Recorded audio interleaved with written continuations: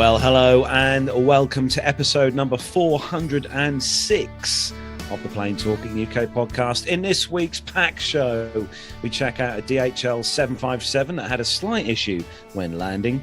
We take a look at a pile of suitcases at Manchester Airport, and it's toilet roll time with Southwest Airlines. In the military, two South Korean trainer aircraft collide, and we look at Ukraine, specifically the past training between the US F-15s and the Ukrainian Air Force. So joining me this week across the sunny skies of Bungay here in Suffolk is, of course, Matt Smith. And, of course, it is actually Sunday, sunny outside this evening. I've got Sunday on the brain, sorry. It is. And there's a lot of music coming in here, Matt. Yeah, well, yes, you're aware how this works. Don't start. I thought, that's a bit loud. I can already hear that. Right, yes, okay, all right. Anyway, stop now. Calm down. Oh, no. So how are things in the world of Smith this Yes, week? all right, thank you. Yes, been a busy old week at work, but yes, they're all at a big party this evening. So they're having a big Christmas party that we couldn't have, obviously, at Christmas because of the whole sort of, thing. Blimey. So that's taking place. So they sort of called it a spring party instead. Spring break. Yes, so all my colleagues are having some lovely food and lots of yummy wine as we speak, and I'm very jealous of them all. You could have had the night off. Well, we're a bit short on numbers as it is already, as I'm sure you'll allude to in a moment. So Alfie's there, right? Yes, absolutely. What more do you want? Yeah, I'm sure he'll drive the desk. Brilliant, it'll be fine. Yeah, but it's all good. Joining us from across the sprawling fields and rivers, and lush gardens of the UK, Wow. over in the sunny side of Buckinghamshire, Wow. is, of course, Neville Barnes. Yes, it is quite sunny now, I'm pleased to say. A darn sight warmer than it was in Stockholm this week, where I've been since Monday. I got back last night, and it was -2 during the day, which is kind of all right, but it's the wind chill that you get with it, and it was absolutely freezing during the day. But Safe to say, Nev, I think since last Friday's show, you've been racking up those BA points. I have, yes. I was in Dundee the week before, Edinburgh, and then Stockholm for the week. So, but I'm actually on terra firma for this coming week. Oh, I say, which is good. But, will you be able to cope? You and the banana have got a few outings planned. Yes, not that far, I think, but right. Yeah. So it was a hectic week, but glad to be back. It was nice that Matt C stood in for me. Yes, he was good super sub. He was, yes, absolutely. But just quickly before we move on, Nev, quick question: how are things as the passenger experience way going at the minute with travelling? Is it all getting back to some kind of normality? Well, it's a bit haphazard, I've got to say. If you, like me, like taking early morning flights, then it's less of an issue. But if you're going, during the day, then queues start to build up fairly quickly. There's just not the number of staff back that there were prior to the pandemic. I'm talking about Heathrow specifically now, and it does. Yeah. I don't take any luggage with me anymore. I just make sure everything I take is hand luggage, because there's always the risk that you could be seriously delayed coming back home when all you want to do is go home. Absolutely. So Manchester, of course, have got some challenges there by the sounds of things, looking at the news this week, and a couple of other airports as well. But this is what happens because there's a lot of people off with the old COVID as well. Indeed, So that's not great. And of course, people were laid off during the first part of the pandemic too. So, and you can't just suddenly get people back in quickly into airside positions. No. It's been very challenging, and it's a shame because obviously the airports were saying, we're open for business and all the rest of it, but of course it's just, unfortunately, it's become the perfect storm. Well, we'll cover more of this obviously in our news, because I think we've got a couple of stories that sort of highlighting your point, I think, there, Nev. So it's going to be it's going to be something we come back to later on in the programme. Now, you may have noticed we haven't got one of our team members here with us this week. Armando, as many of you know who watch the show and listen to the show will know, he's in the process of kind of moving home. And it's quite a big process over in the US of A. So Armando is taking time out to sort things out, you guys. But he has been flying today and sent us in some rather nice pictures, which Matt is putting on the screen for those of you watching in the world of YouTube. And it's safe to say that those pictures are stunning. Now, this was Armando taking up the parachute aircraft to take it out on a test jolly, just to make sure everything was okay with the aircraft. And just looking at the pictures as Matt puts them up there, very nice weather for flying. Charlotte indeed. looking beautiful, as they say. Yes, indeed. By the way, Nev, was there any kind of sort of catering or of any sorts during your outing this week? Well, a little bit, yes. BA have got their new Club Europe menu back, and you might be able to bring up a picture of what was on offer coming back from Stockholm to London yesterday. And it all looks and did taste rather nice. I've got to say, though, I had the chicken, the buttermilk chicken, and it was a bit stodgy, I have to say. And it was sort of superheated as well, so I got a blister on my tongue because of that.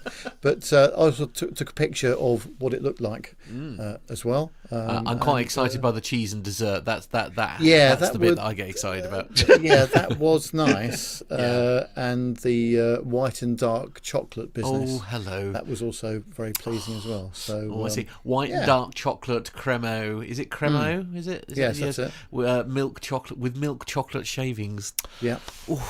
Oh, I say.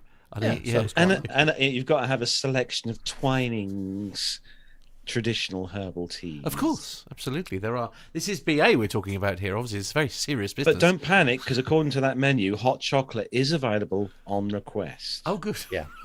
So, right. Good to know. Well, at least you were fed well anyway now. Yeah. That's yes, the main thing. I can't complain, and excellent service on both legs from the BA cabin crew, as always. Really as impressive. always, yeah, absolutely. Oh, good. So it's that time to say hello to everyone who's joined us in the YouTube chat room this evening. Let's have a look who's in there with us this week. Captain Cruz was in there nice and early this evening. Hello to you. Richard Adams is in there. Mazus, hello to you, Mazus. Hope you are well. And GB's Model Zone. Jonathan Warner, our resident military photographer. Hello to you, Jonathan. Yes, John Jester. Sorry about that. Getting excited. John Jester. I was about to say this is one of the pictures behind me that he sent is one he took today, and it all got a bit carried away. Sorry. John Jester. Nick Codling. Hello to you, Nick. We've got Flyer 152. Hello to you as well. Tony S. Good evening. I'm just keen to start. I'm just keen to start. That's all it is. So excited. Neil Lamworn. Masha's also in there. Hello to you, Masha. Dave Abbey. Hello to you, Dave. Nice to see you in the chat room. Seen you for a little while. Yeah, good to see you. And also Sturman has just jumped into the chat room as well. Sup, team? Funny enough, saw Sturman this afternoon. So hope you are very well. Good.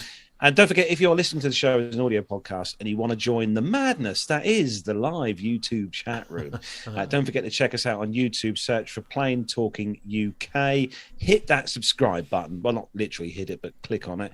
And press gently. Press gently the bell icon, which is right next door, to be notified when we're live and recording new episodes like we are now, because we'd love to have you in the chat room. So there's loads of commercial news to get through this week. So if all the team is ready. Yes, indeed, yes. Yes, I've reset everything. Well done, me. Let's turn on the seatbelt light. Please take your seats and fasten your seatbelts.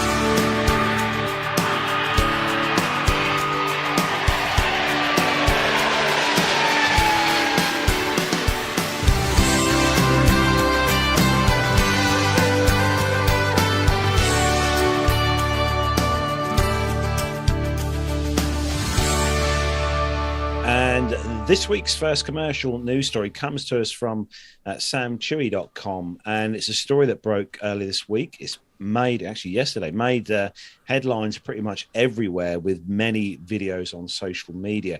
And it's a DHL Boeing 757 that crash landed in San Jose. So on Thursday, yesterday, the 7th of April, a DHL Boeing 757 veered off the runway and split into two parts after an emergency landing at San Jose Juan Santa Maria International Airport in Costa Rica. The 757, with registration Hotel Papa 2010 Delta Alpha Echo, was operating a cargo flight from San Jose Juan Santa Maria to La Aron International Airport in Guatemala City when it was forced to return to its departure airport due to an emergency. As reported by the Delfino, the crew declared an emergency, requested to return while they were flying over the San Carlos area. Great area, that. Shortly after, the aircraft entered into a holding pattern to dump fuel before returning. However, on landing, the aircraft didn't come to a stop and veered off the runway and broke in two pieces. The 757 veered off the runway and was seen with the tail broken off at the rear of the aircraft. The fire department spokesman, Jesus Lara, confirmed that the aircraft was transporting cargo material and had reported a hydraulic problem in the air. Two crew members were on board the aircraft, and both are reported to be safe without any serious injuries, which takes some doing after watching that crash. I think one of the videos, Nev, someone said on there that the thrust reversers didn't deploy after it landed. Yeah, there was sort of noise as if the thrust reversers had been engaged, but you didn't see the cowling come back, did you? So, no. I wonder what's Matt's got the there. video running now. Yeah, those of you watching on no audio on it, unfortunately. I was playing it again to see if there was the noise that you were talking about, but there's a lot of smoke, which I think is coming from the gear, because obviously those guys, if they hadn't got any reverse thrust, would have been literally pumping those pedals as hard as they could on landing to get those brakes to go, which would obviously heated the brakes up quite a bit. But it's. If you look at the video, there's loads of pictures on social media, and one of the pictures shows there's quite a big hole, like a dip in the ground just off that taxiway where the aircraft dipped into, and then obviously because of the camber on the dip, it obviously split the aircraft in two in there. But luckily there was no fire, though. That's the main thing, and everybody's the okay. two crew got out. Absolutely. John Jesser in the chat room actually is making a good point. It's always good to have John in the chat room because he knows his stuff. Yeah. And John says the Pratt & Whitney engines are hydraulic activated. Right. Because what does that mean? What do you mean by hydraulic activated? Some 75s are powered by Rolls-Royce engines, and some are powered by Pratt & Whitney. And the thrust reversers are activated hydraulically. So if you look at the engine, the cowlings kind of open and move back, so that when the thrust reversers engage, the thrust is blown forward rather than backwards. Right. For normal flight. Okay. And like we said, if you watch the video, you'll see that there's no cowling movement on the engines at all. So obviously the engines are at full pelt, but they're pushing the aircraft forward rather than pushing it backwards, which is not what you want when you're landing an aircraft. Right. Okay. He says the General Electric engines are pneumatic. Right. So, and that's air rather than hydraulic. Yeah. That's it. That's correct. Yeah. Okay. Yeah. Fair enough. Okay. So basically similar sort of thing. It's just that one's done by hydraulic. But if they had hydraulic problems, that would suggest that was the cause issue. of the issue. Yes. Yeah. I just sort of very surprised to sort of. I mean, we sort of see. I mean, we were talking about obviously like with the nose gear and all that kind of. I see what you did there, Nick. Yeah, Nick says sad to lose a 757, although Matt may disagree. Yeah, you're probably right, Nick. I just thought that the flight crew, obviously they could see at the end of that runway that there wasn't much there in regards to anything to stop the aircraft. So it's almost like the pilot veered the aircraft round, made the decision to dig it in the ground, to stop them from going right off the end of the runway. There possibly could have been something at the end of the runway which would have been worse to hit. Yeah. But Captain Cruz is saying good airmanship. If engines don't go in reverse, just put the aircraft just put the aircraft in reverse. Yeah. Yeah. Yes. Yeah. That'll do the job. Yeah. Absolutely. Almost like a handbrake turn, John Jester. Yeah.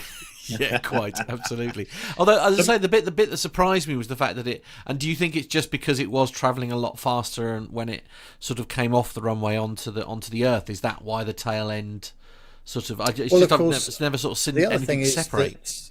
that, if the I would imagine, obviously the flaps are hydraulically operated probably as well.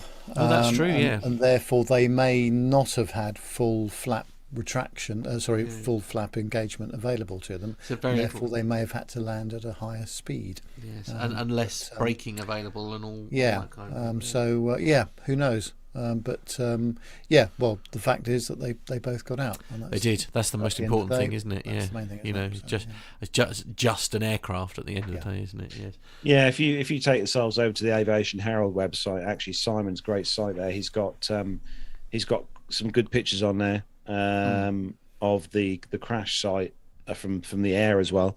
And there's also some videos on there from different aspects, watching the aircraft come into land and then veer off at the end of the runway. But that is quite, looking at the picture that I'm looking at here on the Aviation Herald website, it is a hell of a dip.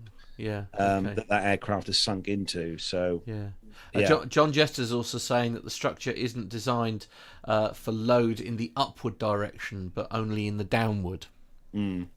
Which would explain why perhaps it was, as you say, like it's sort of. But all the details we're surmising. As I say, the main thing is everybody got out okay, and all right. Some people won't get their parcels, or they'll be a little bit delayed. A little bit delayed. Yeah. But as I say, more to come in the report, I think. Yeah, Matt, you've got the next story, and I have. This is just bizarre. It is. This is story number 2 is a Ryanair story. We haven't had one for a little while, so I thought we'd treat ourselves. A couple accidentally board the wrong Ryanair plane and end up 800 miles away from home. This is on the mirror.co.uk. And a couple of confused travellers were left stranded after trying to get back to the UK following a trip to France. And somehow they ended up in Spain. Elise Malia and Jessie Jesquel found themselves 800 miles away from their home destination after trying to fly back from Marseille. The pair had made a whistle-stop tour on the port town to watch a football match against Nice, but ended up unexpectedly extending their trip with a little journey to the Spanish capital of Madrid. It wasn't until the couple were making their descent into Madrid that they realised the mix-up. Elise, who is an estate agent from Fulham, said an hour into our flight, Jesse said he thought he heard a flight attendant say Madrid, but we just thought we'd dreamt it. After we started realising all the flight attendants were speaking Spanish. When we asked, they told us that we were going to Madrid, and we had no idea how that was possible. She added they'd had their boarding passes scanned 3 times before boarding the flight and assumed they must have been wrong. But when they checked, they weren't. We were baffled, and so with the flight attendants, she said, we got home in the end, but we still have no idea how it happened. It's not like getting the wrong bus. We literally ended up in a different country. The couple were booked on a flight from Marseille to Stansted shortly before 3 p.m. on the 21st of March and headed towards what they believed was the correct gate to board. Elise that said she swore she saw Madrid on the neighbouring gate to theirs. She recalled even making a joke to Jessie saying that they should continue their holiday and go to Spain instead of returning to London, not realising that they may have actually done exactly that. Elise said surely it must have been quite hard to actually get on the wrong plane because of the security. That is what we thought. The pair did eventually make it back to Fulham, but 5 hours later than planned. Now, I do slightly disagree with this, of course, because we've made a joke before that like especially with Ryanair, these are very much like the buses of the skies, aren't they? So I disagree. I do think it is a little bit like getting sort of accidentally ending up in Cambridge when you wanted to be in London, for example. But the bit that does bother me though is that clearly the passes weren't being checked by the gate agents particularly thoroughly. Surely they can't have been scanned, otherwise Surely the they'd QR code would not be working, would it? well, Be quite. honest. This is what I'm If you've gone thinking. into the wrong thing. Yeah. But I know a lot of the sort of the remote airports. I mean, Stansted, they're using the QR codes left, right, and centre. But quite often when you're in these other airports, they aren't scanning the QR codes. They're literally just reading the boarding pass, or not in this case. What about the announcement before they took off? Because normally, I mean, not every time, admittedly, but most of the times, even with Ryanair, the flight crew will say, "Welcome on board this flight to." Yes, but how many people are actually paying? This is the problem, isn't it? Hardly anybody's paying attention. That does prove a to point, those, doesn't it? You know, this is the thing. You know, and they said the first inkling they got was like an hour from the landing, where they could hear the crew all speaking in Spanish. But that, I mean, that's not unusual, to be fair, because they don't necessarily, you know, they could be flying to France and still be speaking Spanish, couldn't they? But yes, what a bit of a mix up, I think, is the best way to describe this. Well, Neil Lamel in the chat room just says that Madrid is much nicer. True. That to Marseille, yeah, absolutely. Yeah, don't disagree with you there. Oh, so Nev, you've got your BA story for this week. Yes. Yeah, it's on the dailymail.co.uk and the independent.co.uk, excuse me. It says that British Airways is selling economy seats on domestic flights for extraordinary prices during the Easter holidays, including £463 for a London to Newcastle single ticket, in an apparent attempt to discourage Britons from travelling. The high costs have prompted claims that BA is selling flights at CONCORDE prices, because the price per mile is even higher than some of the fares on the legendary supersonic jet that flew between London and New York until 2003.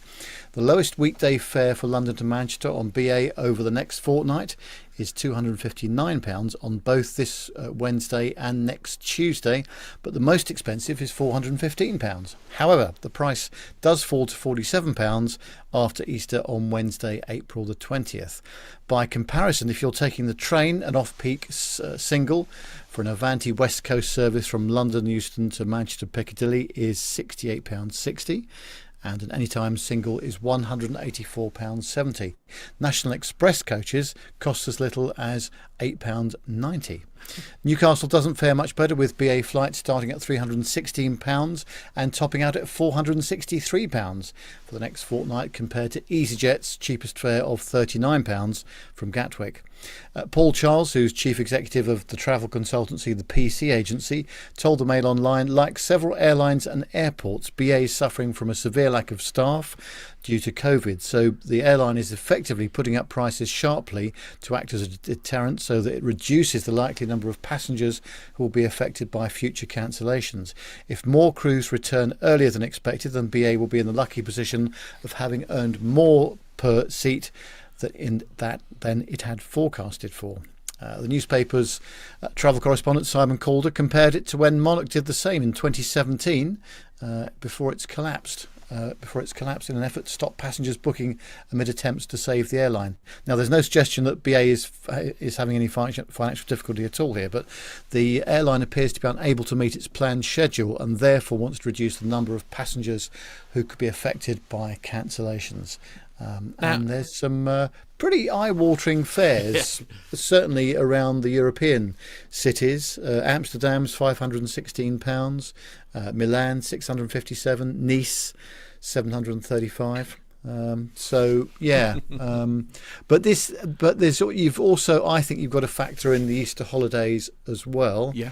Because just like hotels and anywhere else you might stay, it tends to be more expensive during the school holidays than in other times of the year, doesn't it? Absolutely. But some of those fares are a bit eye-watering. But of course, this is also taking into account people booking quite late as well. So if you'd booked this, in advance, 3 or 4 months ago, if you knew you were going, then it wouldn't be anywhere near the sort of price we're talking about.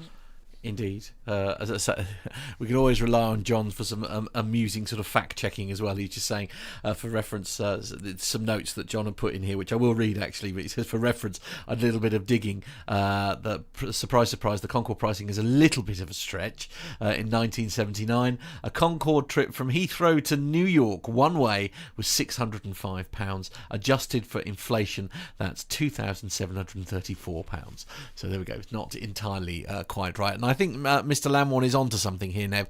I think you're to blame for this, where he says, I think they got your email about keeping the plebs out then. It's a reasonable point, though. Absolutely, yeah, indeed.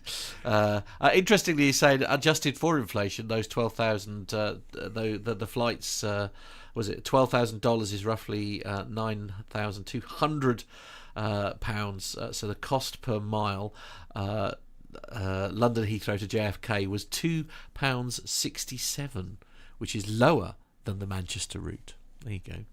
FYI. It's very difficult to compare it, isn't it? Because you've got to add in the inflation factor and all the rest of it. You know. I say, my hat's to John on that one, working it all out and allowing it. So if you include the rate of inflation as it is now, London Heathrow to JFK was £2.67 a mile, which is lower than the Manchester route. So there we are. Perhaps perhaps those are the numbers they were using to make that bold claim. It'd be interesting to see, Nev, if closer to the time in September when we go to the Jersey Air Show, how much the prices change from what we've already paid. Yes, it would, wouldn't it? In fact, it would be quite interesting to do a comparison, wouldn't it? I think we might do that, perhaps a week before we're due to go. Oh, yes. Compare the prices. See what it was compared to what we've already paid when we bought the tickets a while ago. Absolutely. So, Richard Adams has a good point in the chat room here, saying that maybe they're just doing their bit to reduce the crowding and delays at Manchester. Doing their bit. Yes. That's a good point, it is, isn't it? Yeah. Doing their little bit. Okay. Anyway. So, talking about Manchester, well, good segue there, Matt. Well done. I know. It's like this is occasionally thrown together in some kind of organised manner. This story comes to us from the independent.co.uk, and piles of ditched suitcases at Manchester Airport after travel chaos.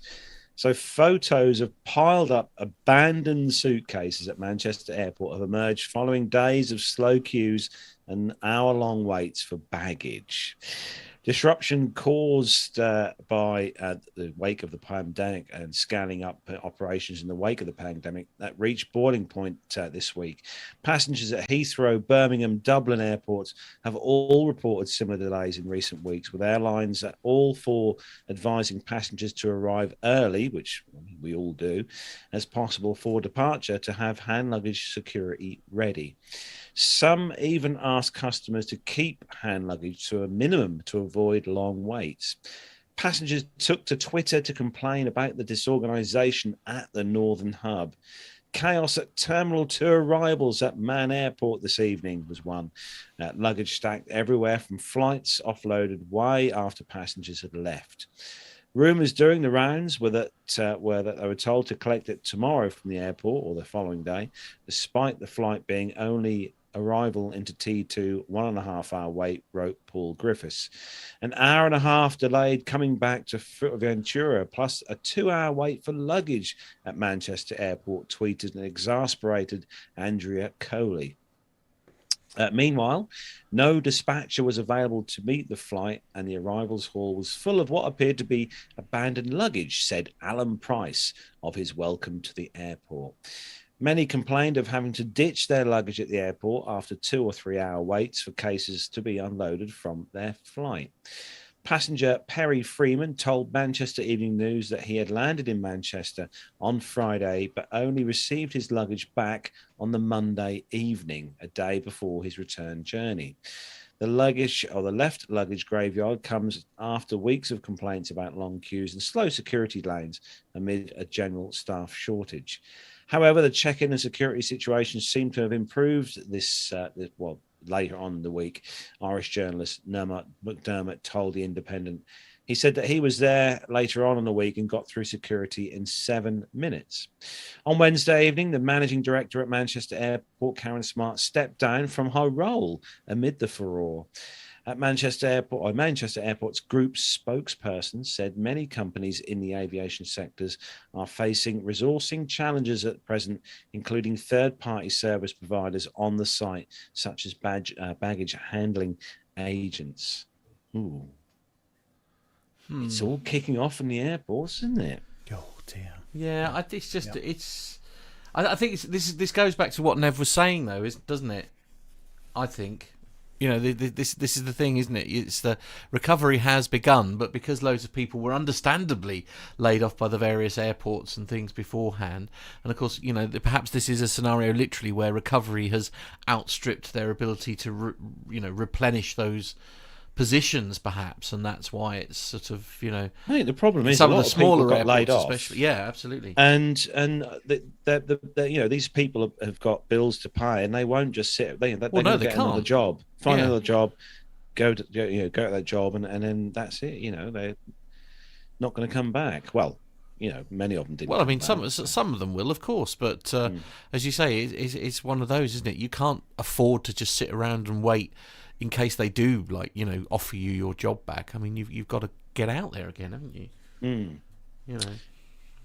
So you didn't have any issues like this, did you, Nev, with your luggage? I was very lucky. Well, I didn't take any checked luggage anyway, knowing that there might be some difficulty. So I jammed it all into my regular bag, and it was fine. But I had heard actually about some weird stuff going on at T5 with the luggage again as well. So really, I thought I'm not going to go there. So not going to risk it. We'll have to see. But I hope it gets better, because it's just awful, obviously, for people that are that end up with no luggage there, or long waits. Not great. So Matt, you've got the next story about Hong Kong falling off the map. Yes, not quite what it sounds like. Now I threw this one in because I found this sort of quite interesting. I'll read the story and explain why in just a moment. So Hong Kong falls off the map as aviation hub amid travel curbs. As this is from the Bloomberg website here, Hong Kong has ceased to function as an international aviation hub as it curbs inbound flights and quarantines arriving passengers, according to a trade group representing hundreds of airlines worldwide. It's effectively off the map now, and I think it's going to be difficult for Hong Kong to recover. Willie Walsh, the Director General of the International Air Transport Association, said at a briefing on Wednesday. It's going to lag significantly behind the recovery that we're seeing elsewhere, and has led to a tough time for all airlines operating there. Even the city's shortened isolation requirements for arriving passengers, quarantine has halved to 1 week this month, will deter travellers, Walsh said. The IATA chief said that with much of the rest of Asia reopening, he remained optimistic Hong Kong could start to relax its border restrictions. However, Hong Kong is still banning flights even after rolling back some of the world's strictest inbound curbs. There has been increasing frustration over the city's closure for much of the past 2 years due to the pandemic restrictions. Now, the reason why I found this interesting is, especially if you want to go to like sort of Australia and things like that. I mean, Hong Kong was a very popular hub, wasn't it, for where people would often lay over or transition to, the second part of their flight to carry on. And I was wondering, I mean, presumably you still have that desire and need, don't you, as places are starting to reopen. So my question to you two, who are probably a little bit more experienced in this case, as I say, because when Mum went to Australia, Hong Kong is exactly where she actually stayed for 3 days. She stayed there for 3 days before she then transitioned on to Australia. But I mean, presumably people are still doing these trips. But what is the hub these days? I mean, I've got Kuala Lumpur as a possible sort of transition hub in mind. I know Dubai quite often does act as a bit of could be Dubai, Singapore, Hong Kong. As you say, also Kuala the new Lumpur. one at Turkey. Yeah. Yes, that's true, isn't it? Yeah. Yeah. So I mean, so do you think that's what'll happen? I suppose people will just get used to transitioning through a different airport because, as I say, Hong Kong has been very much the staple for a long time. Yeah, I think things have changed anyway. I mean, back in the day, I think a lot of people did go through Hong Kong and Singapore, but I think as people's travel habits change and they want to visit other cities, certainly, other major hubs have opened up, like Dubai and as Carlos said, in Turkey as well, especially with the longer range flights now as well. So, but yeah, interesting indeed. It's one of those places on our bucket list of places we want to both go is Hong Kong. Yeah. Whether we'll actually get to go there anytime soon, I don't know. I mean, I think the borders will open up, when they're good and ready. I mean, in some respects, you can't blame them for wanting to be cautious.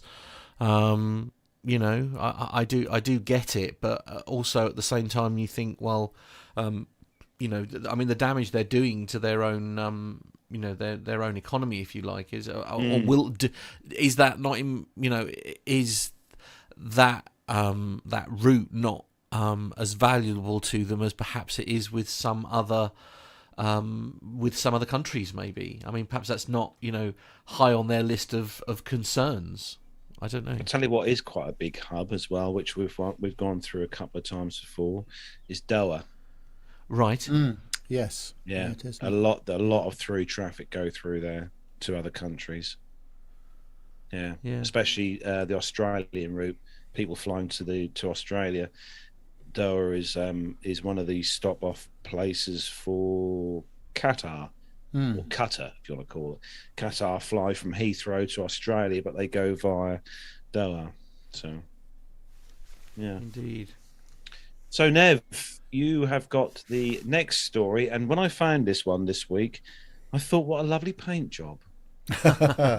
Well, I think you may be in the minority, but let's have a look. It's on thepointsguy.co.uk. And they said, we thought it was a joke at first because April's Fool's Day was last week, but German leisure airline Condor on Monday revealed a new livery and they have some questions about it. The livery was unveiled in Toulouse as the airline's first Airbus A330neo left the paint hanger. It's got a lot of stripes, and here is how the airline describes it. Condor is vacation, and vacation is stripes. Germany's most popular leisure airline is unveiling its brand identity today. In the future, Condor will wear stripes in 5 colours, inspired by parasols, bath towels and beach chairs. Condor is evolving into a distinctive and unique vacation airline. Well, you certainly can't argue with the terms distinctive and unique, and ultimately the stripes are going to come in 5 colours. Yellow, which is what they call sunshine, red for passion, blue for sea, green for island, and beige for beach. The first flight, operated by a striped plane, will come on Tuesday, when a yellow striped Airbus A321 will fly to Lanzarote in the Canary Islands.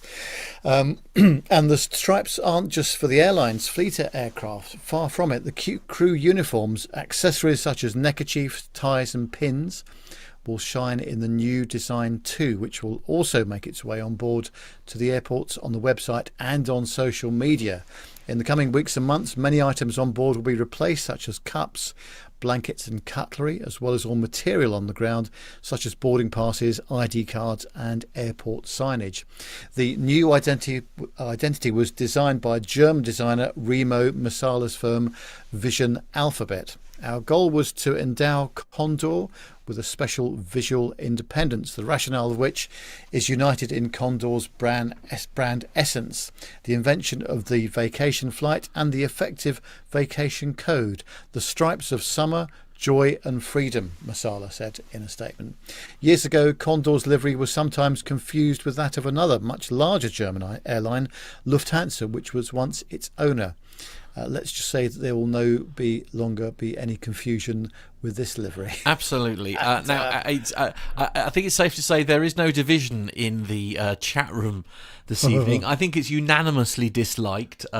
Nick Codling has described it as it resembles some sweets back in the day. I think I'm trying. I think he said possibly Pacers. I think he's saying with the sweets. I do see exactly what he. Oh, rhubarb custard is another one, but that's right. That's Okay.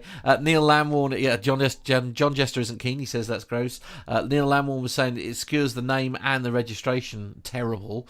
I said, well, Captain Cruz says CONCORDE have done a marvellous. Have done marvellous to even find a scheme that was never seen in history, and discussion about it shows it's already paid off, no matter whether you like it or not. That's a very good point, actually. Here we are talking about the livery. I mean, you will remember it, I suppose. Perhaps that is the point that they're trying to make, isn't it? What do we think? Are we keen? It's not for me, but I could see why some people it might appeal to some people. Yeah. Certainly, appeals to Captain Cruz. Yeah. He says no dislike here. I think it looks better in reality than in the pictures. Quite possibly. That's not entirely uncommon, is it? Yes, a lot of us look better in real life than we do in pictures. Let's be honest. I mean, for plane spotters, you're not going to have a job. Failing to spot the aircraft. No, that you're on safe territory there.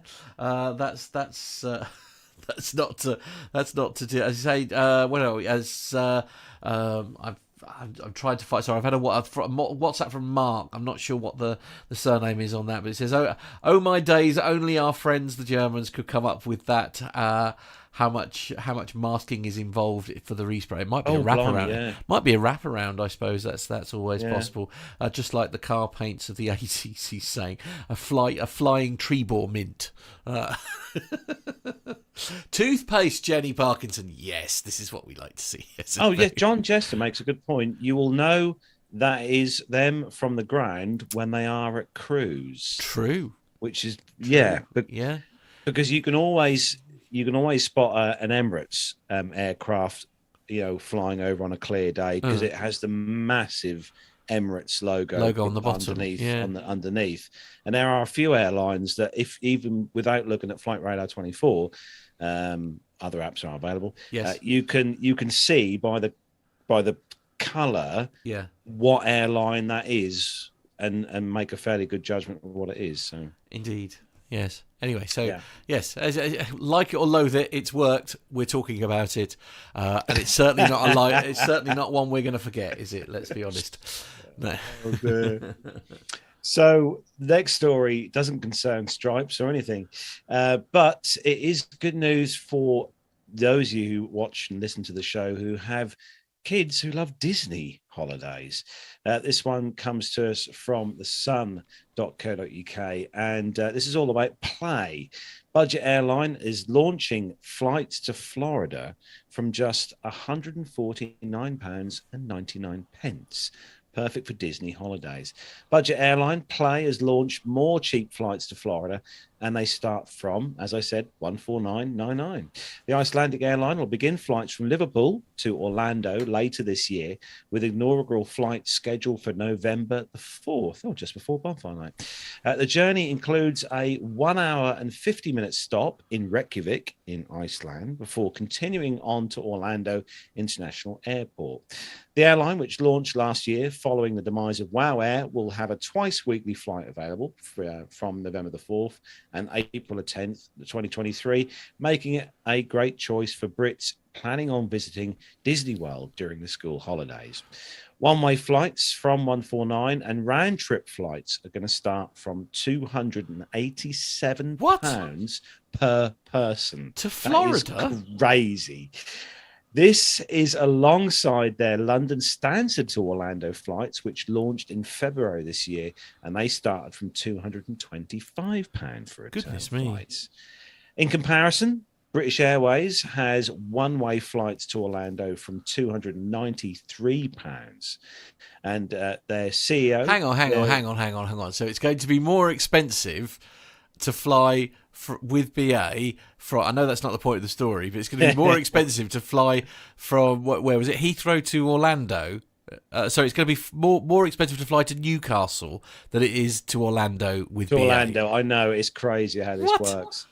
The CEO of Play said that he's looking forward to welcoming passengers from the Northwest region and beyond to help them on their journey to Iceland or the US. He says that we are a no-frills airline, but with our reliable and affordable flights, Play's passengers can spend their hard-earned money in their holiday destination rather on getting there. Well, yeah. And that's ridiculously cheap. How the hell are they going to make money on this flight?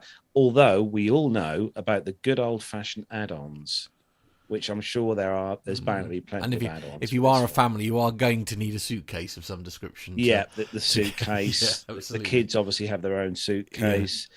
The food, the drink. I mean, it's gonna end up being more than £287. Yeah, per person. Mark says that's an unreal price. Is it standing only? Also, it does say that they go to Orlando Melbourne Airport rather than Sanford, so that's quite a bit further. A bit like the Ryanair model, London Norwich Airport. Oh yes, see what you did there. Yeah. Although I wouldn't mind that would be quite handy. It's all right if you actually want to go to Norwich. Yes, I agree.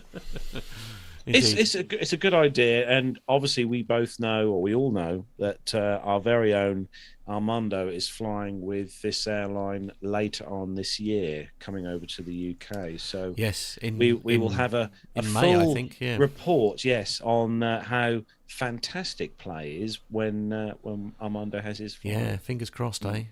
Could be interesting times. It could be very interesting times, yeah. So, Matt, you've got the next story, and we're going to go droney with this next one. We are indeed, yes. This is from the popsci.com website, and the headline is FedEx will start testing a £1,900 drone for hauling packages. This is quite exciting. When we think of drones and how they might be used in goods transportation, we often think of small drones with Amazon Prime packages landing in our backyards, and there are many companies currently exploring that. But FedEx, which announced last week that it's teaming up with a drone company called Elroy Air, has something else in store, an exploration of how to use drones for what they call middle mile logistics. The drone in question is called the Charapelle. The Charapelle is not small. It measures around 27 feet across 27 feet across, 19 foot long, 7 foot tall, and weighs some 1,900 pounds. The wing can be rotated so that the drone takes up less space in storage or in transport. The autonomous aircraft can schlep around 300 to 500 pounds in a pod below its belly, and it has a range of some 300 miles at over 100 miles per hour, meaning it could make it from New York to Boston. Unlike some of its competitors, the Charapelle aircraft is hybrid electric, not purely electric. A gas turbine and generator generates the electricity to power the 8 electronically driven rotors on its wings to help it take off and to land vertically, and add additional 4 propellers for flight. Kofi Asant, who is Elroy's Vice President of Business Development and Strategy, says the hybrid model gets us the longer range. It allows us to make sure we don't need charging stations at each one of the locations. Asanti says that the company is also pursuing government and humanitarian opportunities. Regions such as West Africa or locales with many islands like the Caribbean could be places where this uncrewed aircraft excels. To get a sense of how many packages an aircraft like this like an aircraft like the Charapelle can handle, picture this: a typical FedEx delivery truck can carry some 700 to 1,000 pounds. So the 300 to 500 pounds the Elroy drone can transport represents about half of what a truck like that could carry by weight. Stephen says that they're still still working to determine where they will be testing the aircraft, but cites remote Alaska as the kind of place domestically that an aircraft like this could be used. This would be a perfect opportunity for this particular aircraft, and because this drone can take off and land vertically and doesn't need to be recharged with electricity, it does not need a typical runway or a charging station. Richard Adams is saying that will make good use, will make a good dent in a 172 or a paraglider. That is a very good point. If somebody should cross the path, I mean, it's a fascinating bit of kit, isn't it? 27 really feet across. Yeah, absolutely. And the payload is worth getting excited about. I think there's quite a lot there, isn't there? That it can carry decent sized packages. Well, we'll have to wait until we see it flying first. Yeah, true. That is true. That is crazy. But he's right though. As funny as it sounds, hitting something that large in a light aircraft will not end in joy. Yes. It'll be quite the sad ending. Yeah. Yeah. So, Nev, talking of space on board aircraft, what are the FAA saying? Well, they say that tighter airline cabin space still do not pose evacuation risk, and this is from the travelpulse.com and travelweekly.com. Changes airlines have made in recent decades to fit more seats onto planes haven't impacted aircraft evacuation times, according to long-awaited results of evacuation tests conducted by the FAA. The tests were conducted from November 2019 through to January 2020. And the testing team found that the cabin configurations currently flown by US carriers do not impede evacuation progress for 99% of the American population. The report is dated January 2021, but the FAA only posted it to its website on April the 1st. However, the agency did not explain the 15-month delay. In a separate March 31st report, the FAA noted that the tests relied solely on able-bodied adults under age 60. No senior citizens, children or disabled individuals participated. As a result, they provide useful but not necessarily definitive information regarding the effects of seat dimensions on safe evacuations for all populations, according to the former FAA Administrator Steve Dixon, and he wrote to lawmakers in letters dated March the 31st, which was the final day of his job there. Dixon said that information from the study will inform a regulatory review that the FAA plans to conduct in order to set minimum standards for seat width and the space between rows on commercial aircraft. The standards, which Congress mandated must be set as part of a 2018 FAA funding bill, are to be based upon what is necessary for the safety and health of passengers. In the official report on the evacuation tests, authors from the FAA's Civil Aerospace Medical Institute said that once the space between aircraft rows drop below 28 inches, it begins to have a detrimental effect on evacuations and a higher percentage of Americans. Currently, 28 inches between rows is the tightest configuration found on commercial US airlines. The authors also noted that the general US population is getting larger and heavier. They suggested that the interplay between aircraft interior configurations and the size of flyers must be evaluated on an ongoing basis. Few facts to fill your mind with. As per the requirements for manufacturers' emergency evacuation demonstrations, it must be shown that the maximum seating capacity can be evacuated from the aircraft under simulated emergency conditions within 90 seconds. Those passengers must be a mix of male and female, so greater than or equal to 40% female, greater than or equal to 35% over 50 years of age, greater than or equal to female and over 50 years of age. 3 life-size dolls must be carried by passengers to simulate live events 2 years old or younger, and half of the exits must be unavailable as well.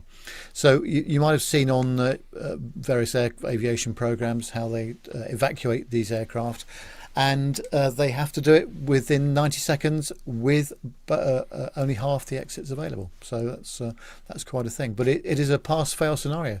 That is the certification, and you must be able to do it.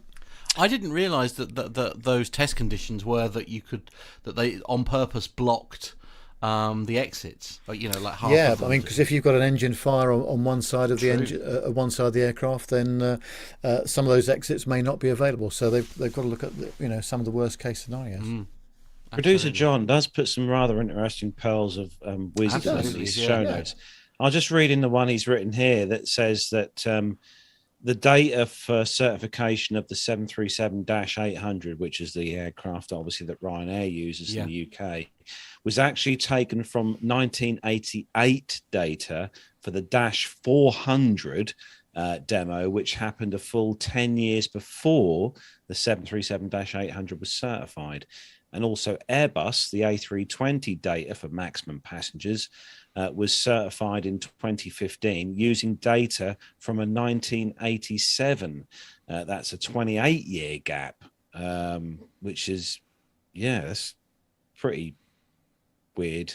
And you remember the British Air Tours 737-200 that caught fire on takeoff at Manchester with a large loss of life, and after that accident, a lot was learned from seat pitch and positioning and that kind of thing. And I think that really did shape change the landscape, safety for future builds of aircraft. I've seen that on a television program. Neil Lamorne says in the chat room, in the early days, people evacuated in a very sedate fashion. Then they offered money to those who were the first off, and it suddenly turned into a realistic scramble for the exits, which is true. I've seen that on TV. Actually, it does make it very realistic when everyone's trying to get out to get their £20 or $20 or whatever. Yes, I suppose that's the trouble, isn't it? But I mean, again, you use the Sully thing as an example, don't you? It's just like, the fact that they were, like you weren't warned. It's that same scenario, isn't it? You can remain very calm and in a sort of like, sort of almost robotic fashion when you're in these test conditions. But as he said during, I'm taking these from the film, obviously, rather than the actual thing, but they were saying, weren't warned, and that's a big difference, isn't it? And you say that £20 is a great way of sort of encouraging people to sort of leave a bit faster and make it a bit more realistic, as you say. Never mind. Yeah. So the next story comes to us from simpleflying.com, and it's all about that size thing again. It's all about size this week on this week's show of aircraft. This is the Air Baltic receiving approval to carry 149 passengers on its Airbus A220-300s. So the Riga-based carrier has successfully been successful in its bid to increase the capacity of its flagship in its fleet. The Latvian airline, Air Baltic, has received approval to increase the seating capacity on its A220s-300s fleet to 149 passengers, with the first aircraft featuring the increased capacity recently delivered. The airline seeks to introduce increased commonality across its fleet to maximize potential operating revenues. It's all about the money, we know this. Air Baltic, the Riga Latvian-based carrier, said it received the approvals required to operate the 220-300 fleet of aircraft with that capacity. This represents an increase of 4 seats over its previously used configuration of 145. So it's not a huge increase, is it, guys? In a single class layout. The change in the certified maximum passenger capacity means the airline can unblock seats in its aircraft cabins that were up until now unavailable for passenger usage. Following the delivery of its newest aircraft in February this year, registration Yankee Lima Alpha Bravo Golf, the airline is now permitted to carry the maximum number of passengers across its fleet of 33 A220-300s. the only type of aircraft in the airline's actual fleet. So the company has already changed the cabin configuration of 5 of its aircraft so far, and the airline intends to unblock the additional seats on its entire fleet by the summer of 2023. So due to reasons relating to specific internal layouts, the location of galleys, etc., toilets and emergency exits, some of the carrier's older planes will be limited to 148 usable seats. This is slightly lower capacity, will be rolled out across the airline's first 20 A220s that were delivered to the carrier. However, the 148 seats still represents an increase of 3 seats over the previous configuration deployed across the fleet since the type arrived with the airline at the end of 2016. Yeah. So I'm yet to fly on the 220. We've covered it many times on the show, and it seems to be a very That's popular the one you guys went. Is that the one you guys went aircraft. on board at Farnborough? Yes, and Al was very impressed with the bin storage as well. Yeah, it's a very nice aircraft. I saw one, in fact, one of the Air Baltic ones at Stockholm this week as well, looking very smart, all parked up. But no, I've not flown on one yet either myself. But yeah, it looks like a great aircraft, actually. BA haven't got these yet, have they? No, they haven't. No. Are they planning to? Don't know. No. I don't think they have ordered any 220s. John Jester says it's a very nice ride. It's very quiet. Amazing cockpit, apparently. Yeah. Yes, it was very roomy, John, wasn't it? I mean, we, I think Fabian and Al and myself had a quick tour of the cockpit in Farnborough. Yeah, plenty of room in there, and very, very nicely laid out too. Yeah. Yeah, it has apparently, according to the story, it says it has a 4 times smaller noise footprint. Wow. Yeah, and reduces carbon dioxide and nitrous oxide emissions, nitrous oxide emissions by 20% and 50% respectively. So it's a greener and cleaner and quieter aircraft. So yeah, we need to. Any airlines listening to the show who want to let the PTUK crew have a quick jolly out in a 220, sure, why not? you know where to find us. Yeah, podcast at planetalkinguk.com. Exactly. Thank you, Matt. So Matt, staying with you, yes. And it's sad times for those who love the Learjet. Yeah, absolutely. So the Learjet era ends with a final delivery. So this is coming from the flyingmag.com website.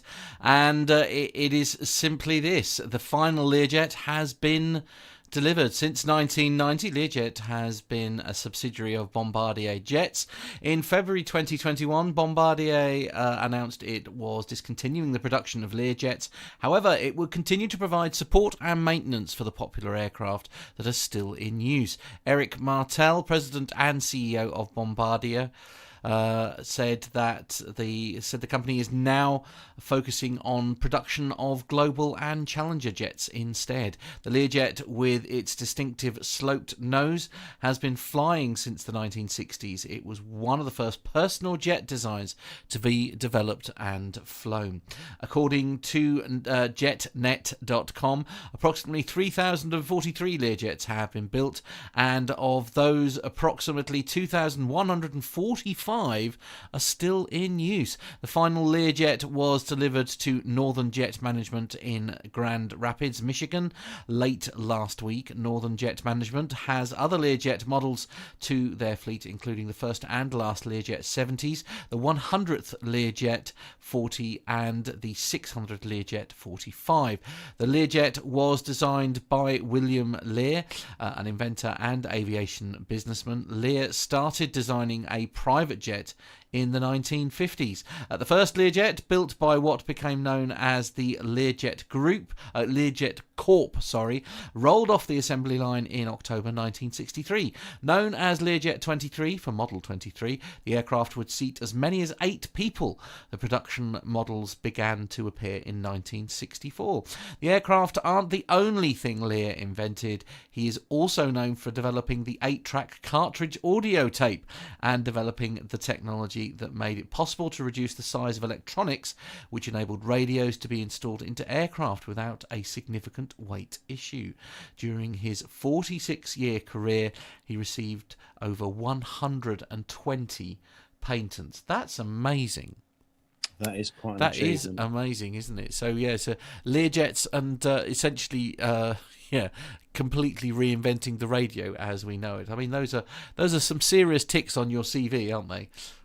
Gosh, yeah, I didn't realise about the 8-track cartridge though. No, and yet it's something amazing. that both you and I are very familiar. Well, just wow. It was far more popular in the US than in Europe, wasn't it? The 8-track cartridge. Yeah. But having said In that, head units in cars, wasn't it? That was, having said that, I do remember going into various record stores in the UK, well, obviously a very long time ago, and they were there. So yeah. Well, and I remember the 8-track units from the early days in radio, of course, because they used to put the stingers and stuff. Yes, that's the NAB cartridge. On the NAB NAB cartridge. Yes. Oh right, was it? Oh, sorry.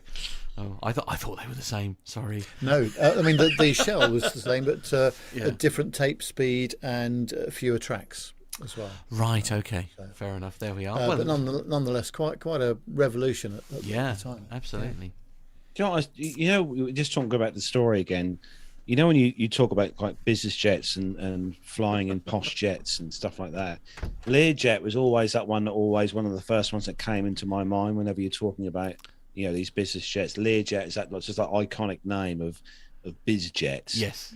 So I had a quick scan just now to see how much I could go and acquire one for, and for a 2001 Learjet 60, $3.5 million. It's not too bad.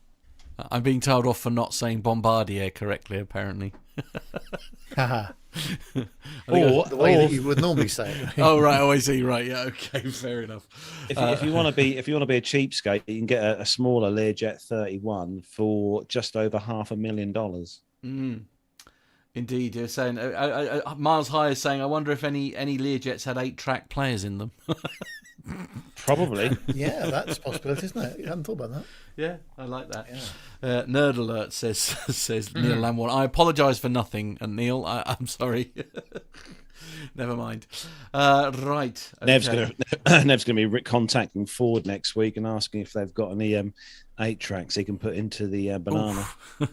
Well, they probably were popular in the Mustang and US built Ford cars back in the day. Of that I've no doubt, and Cadillacs and what have you. Yeah.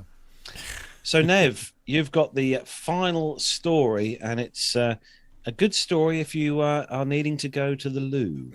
Yes. I did have to read this story a couple of times just to make sure it was suitable for family listening. But it's on the simpleflying.com and also on Twitter. It says that Southwest Airlines calms delayed passenger with toilet paper race. What? I'm sure that the chat room is going to light up any second. Brace yourselves, everyone. Brace yourselves. It says that delays are a frustrating but everyday occurrence in the world of aviation. However, rather than let a lack of punctuality ruin the atmosphere on board, Southwest Airlines came up with a novel way of keeping passengers entertained during a delay in Chicago over the weekend. This took the form of a toilet paper race.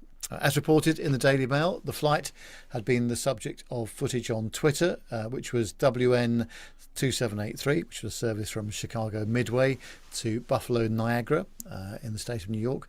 On April the 3rd, which was the day of the flight, Southwest had been hit by an IT failure, with the airline stating that it was experiencing flight disruptions across our network due to briefly pausing our service as we worked to resolve an intermittent technology issue. Yeah, do you remember that? Well, they literally grounded everything, didn't they, in terms of bookings and what have you.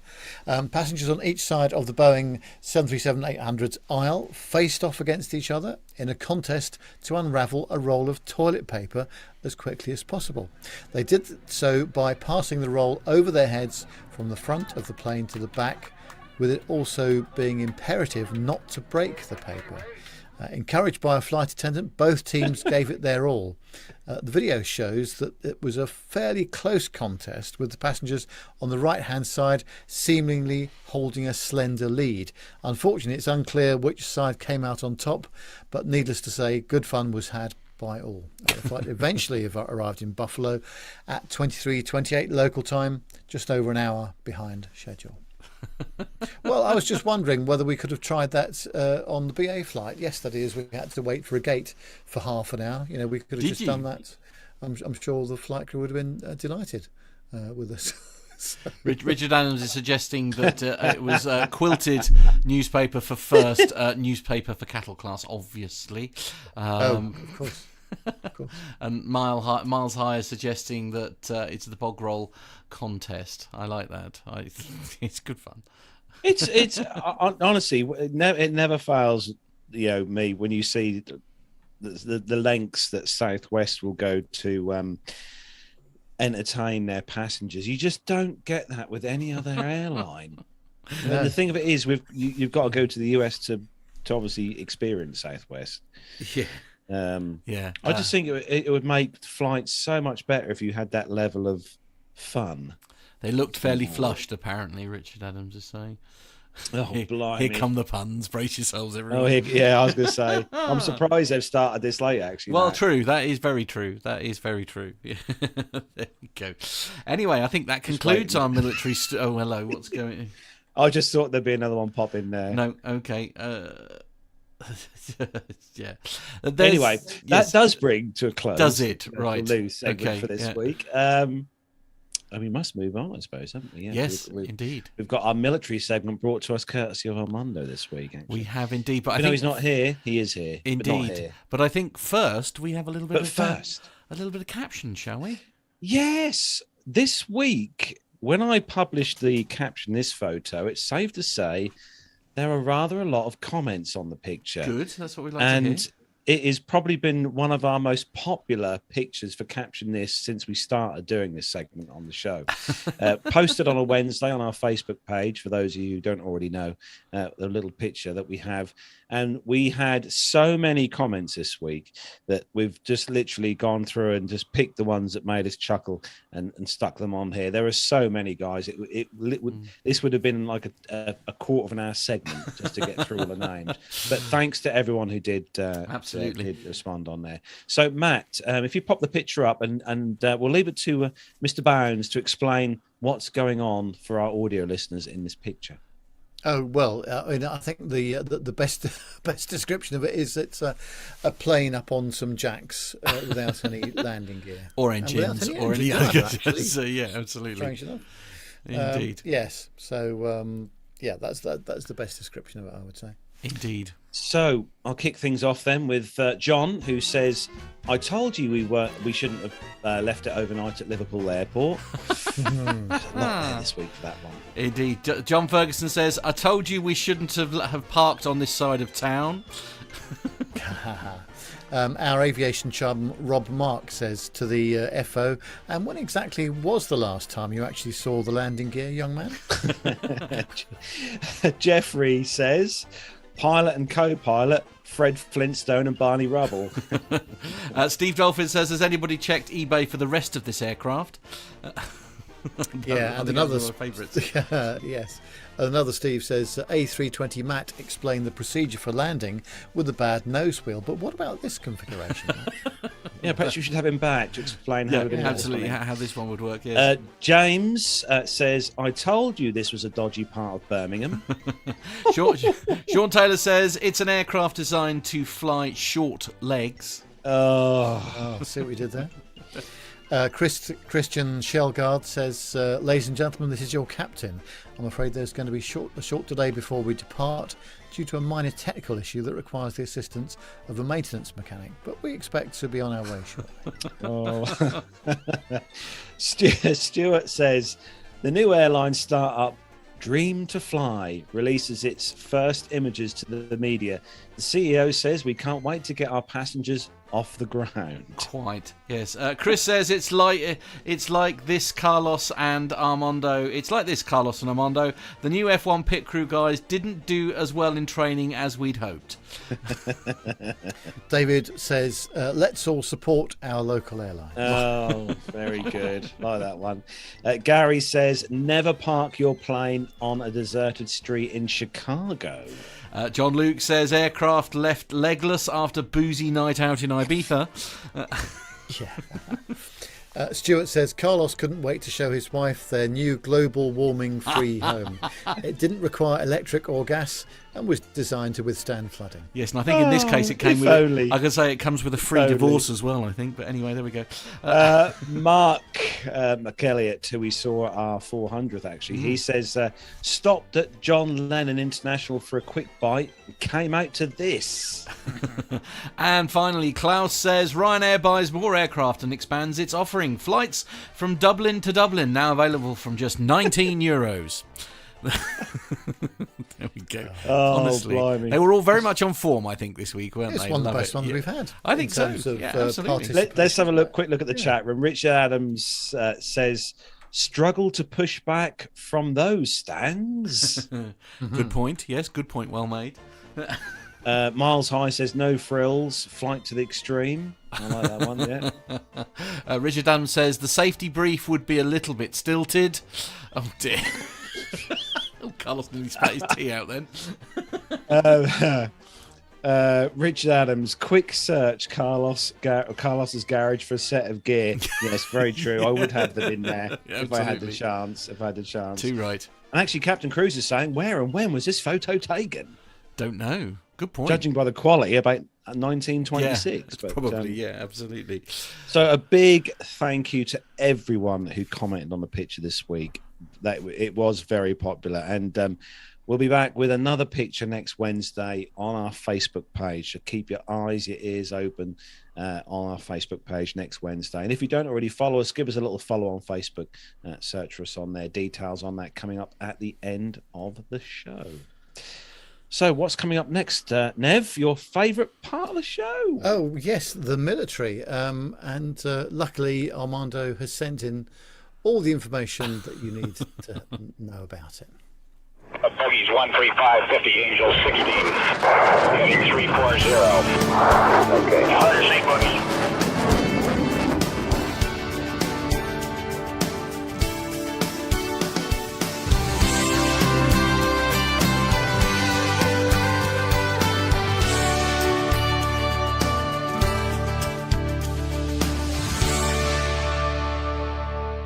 Hey guys, first of all, I'm sorry I can't be on the show today. I know I'm disappointing all our military fans, but I started off the day having to fly our skydive plane. It hasn't flown in 3 months, and it was just one of these things that's skydive season is ramping up, and we just had to make sure that the airplane was safe and good to go. So started out this morning with flying that airplane, and then as I've been saying over the last couple weeks, it's been we're in moving go mode. So this week is the final push before we move into our new house. So this is the last time you'll see the old studio, if we're going to call it that, at least the home office.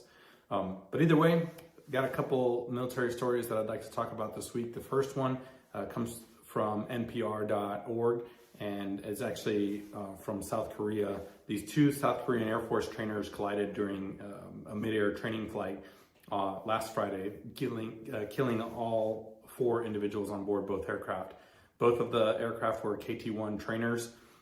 They are South Korea's first indigenously developed aircraft. They both took off from this Air Force base in the southeastern city of Seicheon, one after another for a training flight, and they were going to go out and do some formation flying. Now, this collision apparently occurred about 5 minutes after the first aircraft took off, only about 3.7 miles south of the base in Seicheon. On board each aircraft were 2 individuals, an instructor pilot and a student pilot. In this situation, all 4 individuals ejected from their respective aircraft, but were later found deceased in their locations. All 4 victims were identified. 2 first lieutenants and their instructors were both civilian employees at the Air Force Base. Of course, the Air Force said it's going to launch an investigation as to what caused the collision, and fortunately there were no civilian casualties or injuries or much property damage on the ground. A police official said that a passenger car was destroyed after being hit by the wreckage, but the officials weren't immediately notified of any additional damage to civilian property. South Korean media did publish a few photos of the vehicles as well as some kind of debris from the aircraft. Local emergency officials later identified the three of the bodies in a mountainous area and another one in a farm near Seicheon. They do believe that the aircraft, after the pilots ejected, crashed into a mountain. The rescue efforts, there were 3 helicopters, 20 vehicles, dozens of emergency workers were dispatched to the presumed crash sites. And of course, this comes after a couple incidents in the South Korean Air Force. January, there was an F-5 fighter that crashed in near Seoul, and that incident prompted some individuals to call for the retirement of that aircraft. It is pretty old. It's been around since the 1970s. But the KT-1 itself has been in use since 2000, so it's relatively new.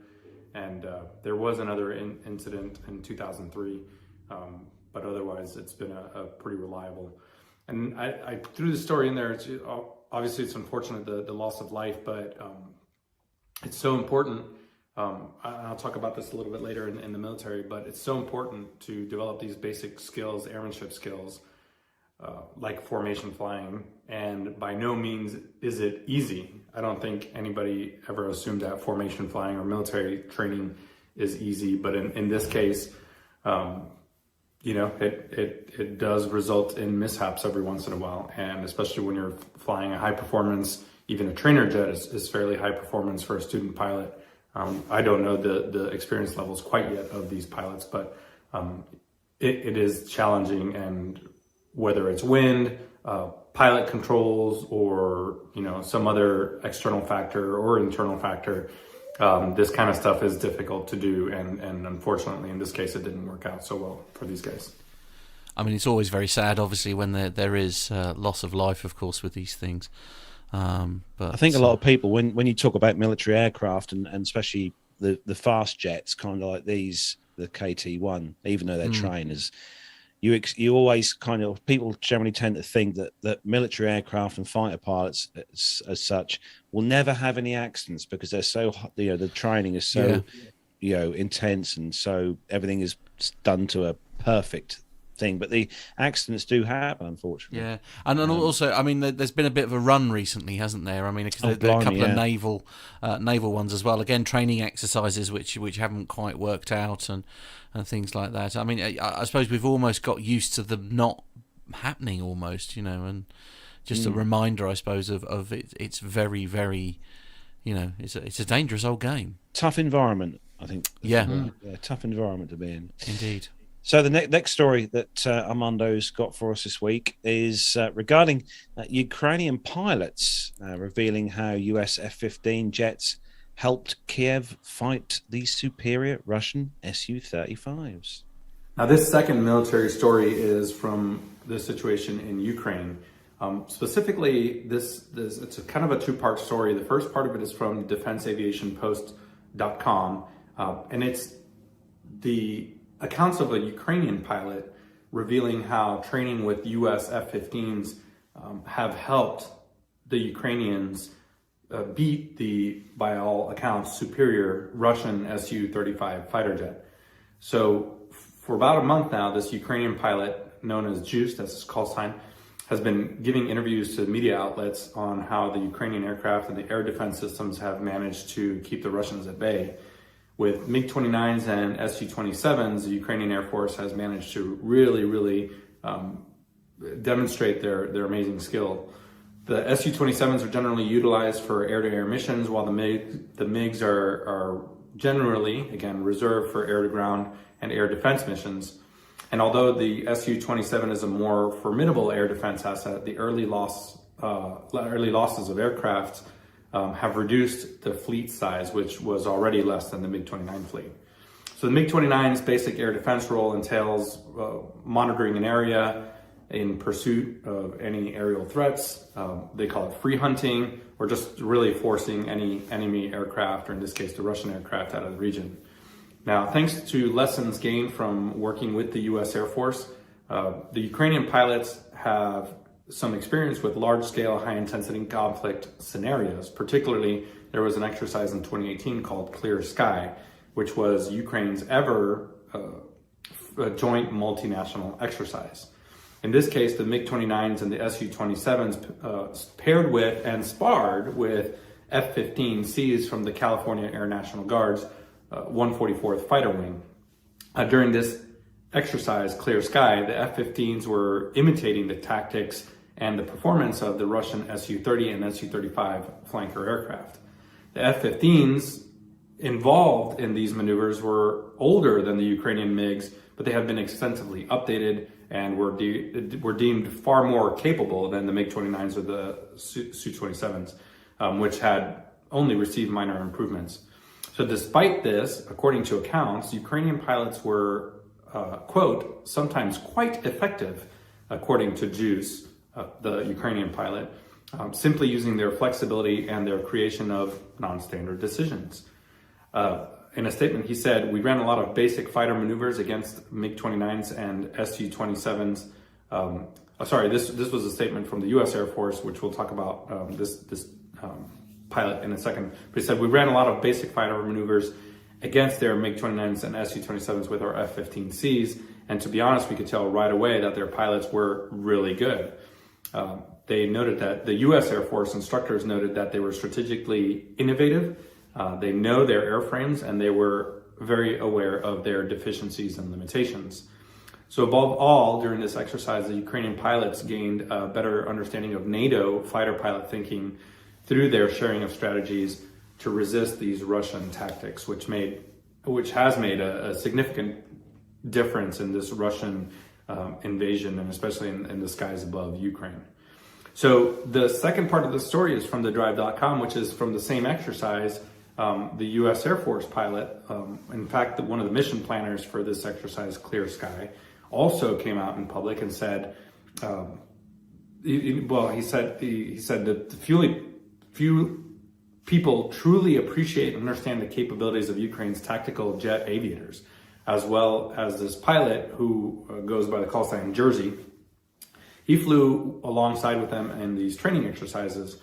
Now, the Air National Guard, along with all U.S. National Guard assets, have what's called a state partnership program. These are individual state units or state efforts to partner with foreign countries. In this case, or more recently in Europe, the National Guard Bureau, including the Air and Ground, or the Army National Guard, they've partnered with Bulgaria, Czech Republic, Estonia, Hungary, Latvia, Macedonia, Poland, Romania, Slovakia, Slovenia, and of course Ukraine that we're talking about. So in this statement from this pilot, this F-15 pilot, call sign Jersey, he said, "I don't know how the National Guard Bureau decided on pairings, but we were lucky in the California Air National Guard to have a state partner that was strategically important, and that was Ukraine." In the summer of 2011, right before he joined the California Guard, the 144th Fighter Wing was still flying F-16s, and it had a groundbreaking exercise at Mirgorod Air Base in Ukraine. In that case, in 2011, it was called Safe Skies. In that particular exercise, there were F-16s that went over and worked with the Ukrainian MiG-29s and Su-27s. But for me, I put this second story in here about Ukraine because kind of week in and week out, we are talking about exercises happening all over the world. Marine exercises just recently in Norway. We talk about joint partnership exercise, bilateral exercises in South America and Asia and Africa, in Europe, Eastern Europe, even with our closest allies. The fact, we love the word interoperability, but this right here is exactly where this kind of exercise and this kind of training pays off. The Ukrainians are benefiting from learning U.S. skills. Not to say that the U.S. is better, because they're certainly not in many ways. In this particular case, they just get exposed to something outside of their own Air Force, and they are able to employ those tactics with an adversary like Russia. So you come in here, and by all accounts, it's been almost a month and a half now that the Russians have been flying in Ukraine. The Russians were gonna wipe them clean, and that just hasn't happened because of the absolute the combination of the training from the Ukrainian pilots, as well as that resolve and that will to fight and defend. You combine that motivation and those skills sets together, along with some very capable aircraft, the MiG-29s and Su-27s, and that's exactly how you end up with the situation that we have right now, which is they are doing an amazing job. It's a tough job. I don't want to marginalize that they are winning by any means, and I think everybody should support them, but in supporting them, this is exactly how we do it. Sometimes it just takes years and years and years of training for a situation like the one that we find ourselves in Ukraine right now. It's just such a sad situation, isn't it? We can rely on Armando to sort of keep it sort of on the details. Factual. Really. Yeah, yes, yeah, and absolutely. it's good to get his thoughts and the interpretation of it all as well, isn't it? I think he's a tremendous, massive asset to the show, and very much so. especially when it comes to stories like this, where you've really got to dig very deep into them to find out what's really going on. So between him and John, we're really quite lucky, actually, aren't we? Well, yeah. Well, and having you two guys as well as the tech gurus is also very, very helpful indeed. Yeah, well, we're quite useful at a live event, for example. Yeah, absolutely. Yeah, that's where our strengths pull in. But it's actually on a side note, that MiG-29 that had the blue, that gorgeous blue, wasn't it just camouflage paint job? I remember I was at Riyadh years ago, and when that was there, and I think I was there with Mr. Warner at the time. Yes, and saw that flying. I'll give you one guess where those pictures came from. Okay, fair enough. They were literally, bless him. I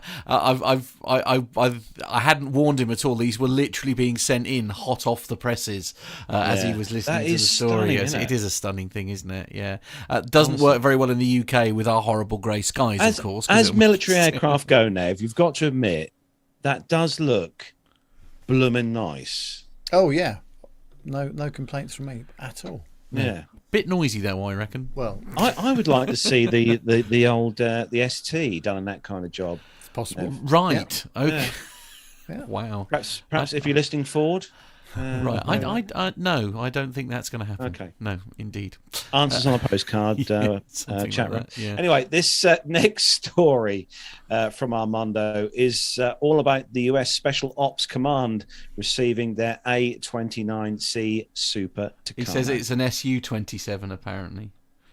Mr. Warner. I'm sorry, Su-27. Just ruin my starter there to that story. Thanks, Mr. Warner. Yeah, he's good at that. Anyway, same thing. They all make noise and they fire bullets and anyway they go. Here's Armando with story number 3. This third military story we've actually been tracking for a long time. This particular story is from defenseblog.com. The U.S. Special Operations Command receives their first A-29 Super Tucano aircraft. This private contractor, Sierra Nevada Corporation, or SNC as we refer to them, they announced the final delivery of the third A-29 Super Tucano to Air Force Special Operations Command.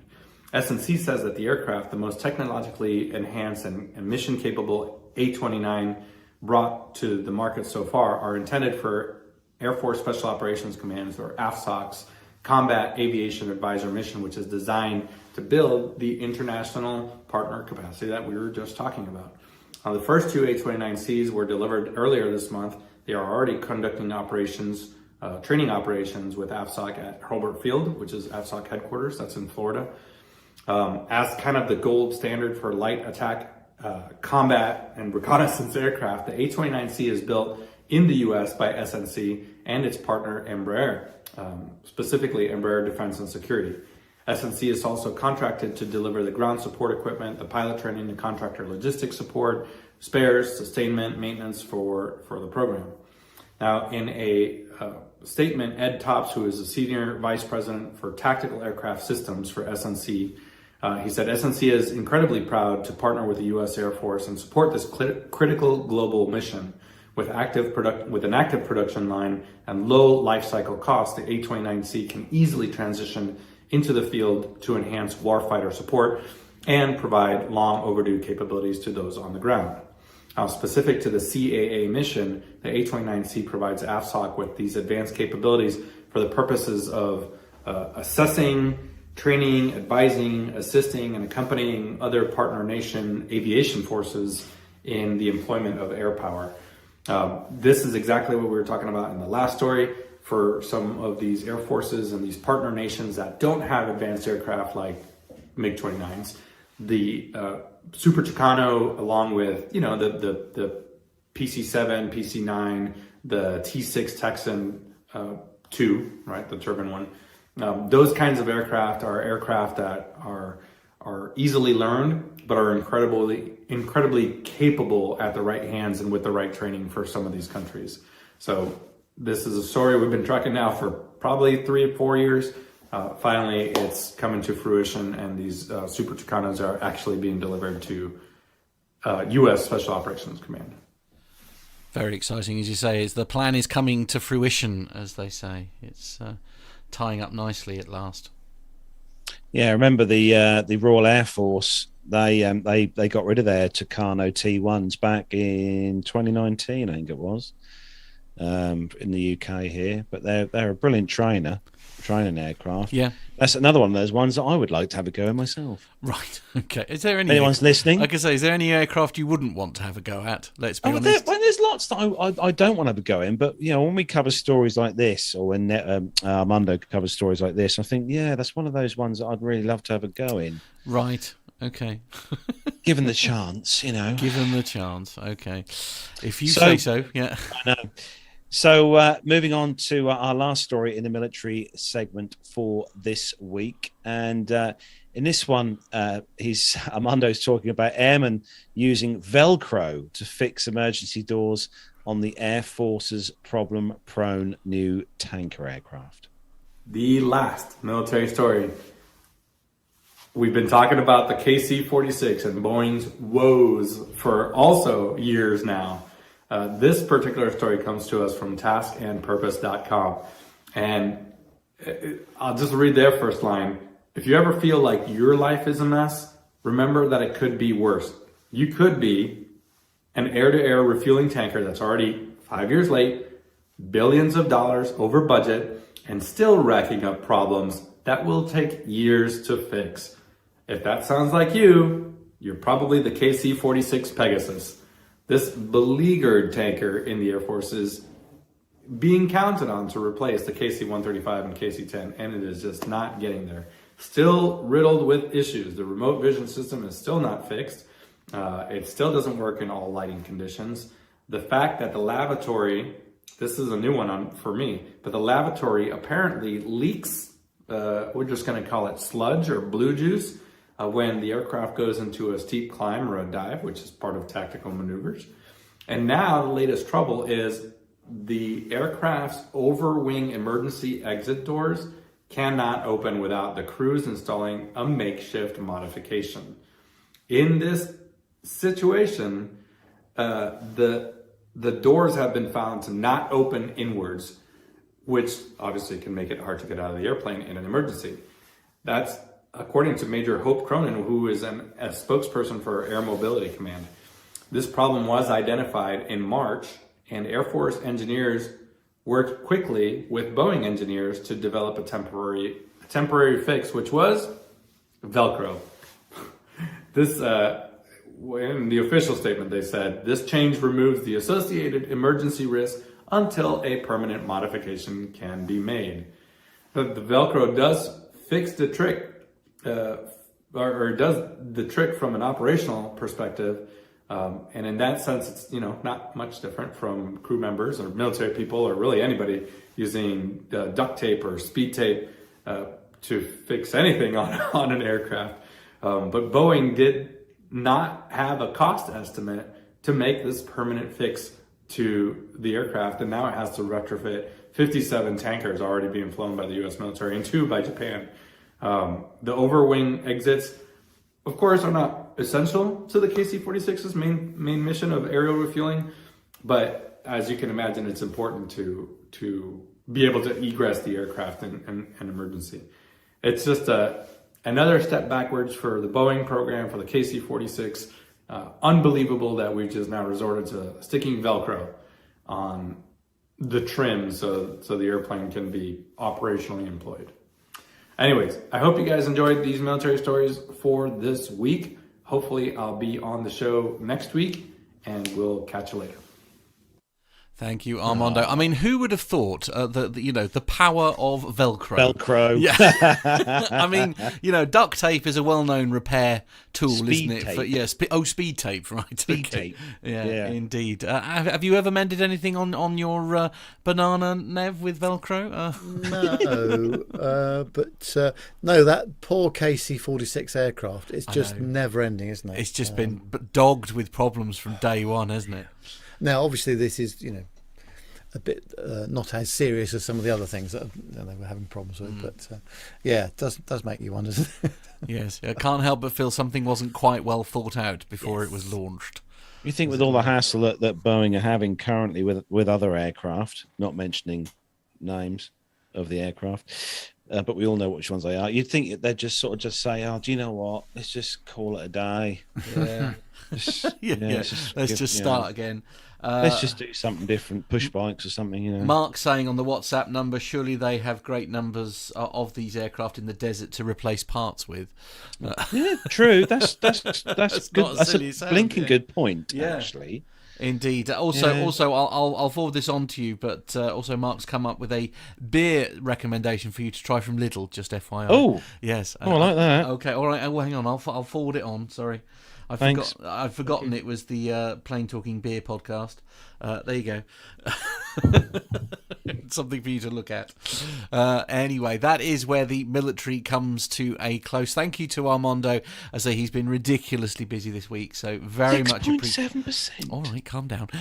Very, very grateful for him to take the time to send us those videos because, hey, the military wouldn't be the same without him, let's be honest. It's time now to start wrapping up, believe it or not. But how can people get in touch, Carlos? So if you want to get in touch with us on the show, which we would love you to, we'd love to hear some of your feedback, voice or written feedback. Voice is good, though. We love voice feedback. Absolutely. You can find us on Facebook, Twitter, and Instagram. Search your social medias for Plain Talking UK. If you would like your picture to be on the green screen behind me or behind Matt, you can send your picture in on our WhatsApp number. That's +44 757 22 49166. If you want to email the show, you can email us a picture or email your audio feedback, if you like, to podcast@plaintalkinguk.com. Why not subscribe to our YouTube channel? You'll get notifications when we go live as well, so you can help shape the conversation in our chat room by joining us for the live show. Just search www.youtube.com and search for Plain Talking UK, although everyone's in there now. They already have done that. If you're on our website, you can look for us, all the w's.plaintalkinguk.com. On there, you'll find the link to Amazon if you're going to do your shopping, which I did last weekend. Bought some cat food. You can go on there and we'll get a small referral fee, which is always nice to get every now and again from Amazon. Doesn't cost you a penny.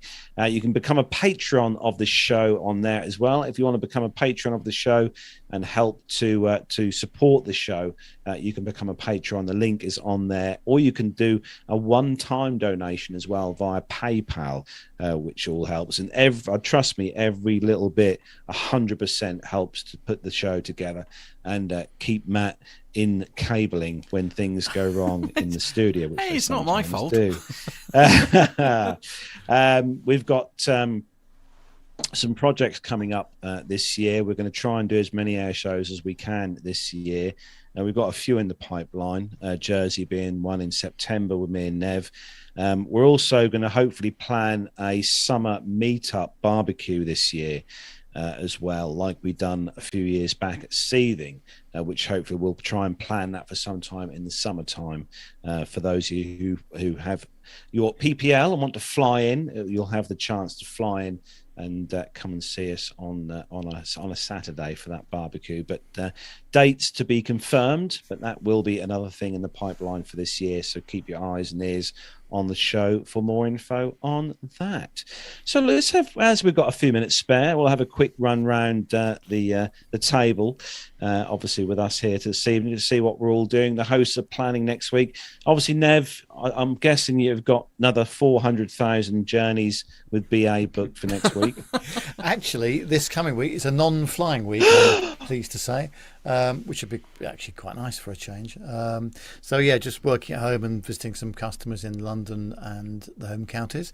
But then the following week, it's I should be we're doing a conference and exhibition over at the University of East Anglia in Norwich, which you might have heard of. I have.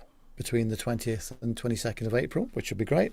And then after that, it goes mad again because it's Edinburgh, Dundee, and then back again. And then Mrs. Nev and I going to Rome for the weekend, bumping into Jenny, hopefully. So looking forward to doing that. Absolutely. But a week off next week from the usual madness. A bit more normal work, I would say, next week. So, Indeed. Oh, very good. What about you, Carlos? What are you up to next week? I've got quite a nice week actually next week planned. I've got a few days in the office sorting out some bits in the warehouse, which, trust me, needs sorting out because I haven't been in there to do anything for a while. And I think I've got a few little trips across the UK to a couple of destinations in the old truck, so that'll be nice to get out of East Anglia. Do you know what? I had Santa Nev earlier. I had a lovely trip down to Dorset earlier on this week. Blimey. And I have to say, it's a lovely part of the country. It is a lovely part of the world, yeah, absolutely. Very nice indeed. And people are so much more polite on the roads down now. I don't know if it's just a Dorset thing or whatever. I don't know. But people seem to be much more polite there than they are here. But so that'll be my week next week. A nice kind of relaxing week. And don't forget as well, guys and girls, especially in the UK, it's a short week next week, guys. Of course, it's Easter, isn't it? Yeah, absolutely. Yes. Yeah, and my holiday actually starts on Thursday, so I've only got to do 3 days this week. It's very exciting. Yeah, we were going to try and go away for Easter, myself and Mum, and take the caravan away, but I've been asked to cover a certain breakfast show over Easter, so I shall be doing Friday and Monday for that radio station that we both know of. So that'll be fun. Do feel free to join me if you can. I'd appreciate the company. But it's a bit of a quiet one for me, really. On the Thursday, I am. What am I doing on the Thursday? Oh, I'm hosting a charity bingo. Over in I've forgotten the name of I want to say like Long Melrose or somewhere like that. Anyway, it's for the Pink Tractor Ladies. Yes, very good charity. Yeah, very good charity, and they're raising money for Cancer Research UK this year. So that's why myself and Mr. Grint are off there to go and do. Matt. Yes. You better behave. Why? Katie's in the chat room. Oh, is she? Oh, flipping heck. Well, that's all right. I'm doing a good thing. I'm promoting what we're up to. So yeah, absolutely. But yes, and if you are about over the weekend, Carlos is on the radio from 10 tomorrow morning, and then I'm on the radio Sunday morning from 7 with. So make sure you got your scrambled eggs ready there. That's it. I think we're done, Carlos. Yes, we have. That brings to a close episode 406 of the show. Big thanks to every single one in the chat room who's joined us this evening. It's been great to have you all in the chat room this evening, making things go smoothly. Also, big thanks to John Jester for his technical help this evening as well in the chat room. Always good to have John. We need to have John on the show again, I think, soon. Absolutely. But yeah, thanks to everyone for joining us. And not forgetting as well, thanks to everyone who downloads the show as an audio podcast each week. I haven't checked actually iTunes and Spotify and Podbean to see if we've had any new reviews, but if you get a chance, guys and girls, we'd love if you could leave us a review on iTunes or Podbean or Spotify on there. It does help to push the old show up in the charts, which I will say, guys and girls, we have pushed our way up the charts again this week. I have to say, I was podcast I was charts. looking at our podcast figures this week because I had a bit of spare time, and I must say the figures at the moment are very humbling. So thank you very much to everyone who is downloading the show. It's nice to have some new people joining us. It's very humbling indeed. So that's it for episode 406. Don't forget to tune in next Friday, where the whole team, fingers crossed, will all be here together. You never know. Oh, you never know. So have a great weekend, whatever you're doing. Stay safe, enjoy what's flying in the air, and get those cameras out. And don't forget that feedback. We want to hear from you. So from me, Carlos, here in my home studio, from Matt in the PTUK Master Suite Studios, and from Mr. Bounds in his glorious studio over in the sprawling countryside in Buckinghamshire. Take care, everyone. Have a great weekend. See you next Friday.